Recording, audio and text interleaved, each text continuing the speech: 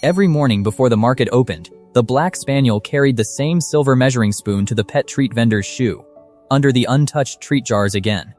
The vendor laughed at first, because the treat jars were right above him, and the dog never reached for them, even when she opened one anyway. The second morning, the same spoon landed almost exactly there, blue sticker up, as if that spot mattered more than any treat jar on purpose again. By the third morning, a helper called it a cute little trade, but the spaniel sat quietly, still facing away from the jars instead of begging. Then the vendor noticed the spoon rested near the side table, above a bin filled with blue-edged sample sleeves, right where the dog kept looking. She tried the obvious answer. She placed the spoon beside the treat jars. But the dog walked past that whole display without slowing or turning back. The route started to matter. The spaniel kept coming from the side table aisle, not from the front of the stall each time before the market opened. So the vendor reset the spoon in a low tray beside the sample supplies. The next morning, it came back from that same side, clean and deliberate, instead of staying. That made the wrong answer feel practical. Maybe the spoon was a display tool, or a small scoop the dog liked, so she took it seriously. She compared it with jar lids, scoops, and prep utensils. The blue sticker matched nothing in that area, no matter where she held it again. One detail would not settle.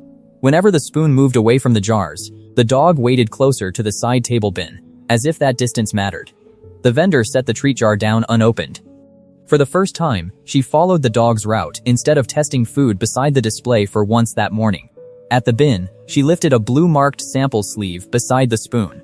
The sticker matched that sleeve, not the treat display, and her smile faded, and the room went briefly still.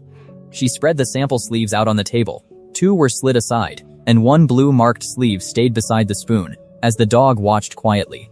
When she opened it halfway, the inside looked organized, but one divided section looked unfinished near the place where a measuring tool should rest inside. The spoon was now beside the right kit, but still outside it. She checked the edges carefully and did not force it. Even with the match right there, she opened a small side flap first. That compartment was complete, and the measuring spoon clearly did not fit there, so the covered middle mattered more. For one last check, she brought the spoon back to the jars.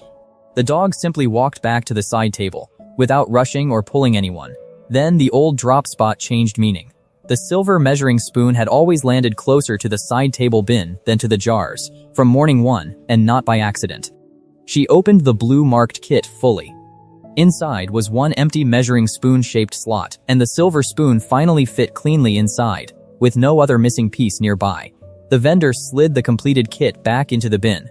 The old spot by her shoe stayed empty and quiet, like the routine had ended now.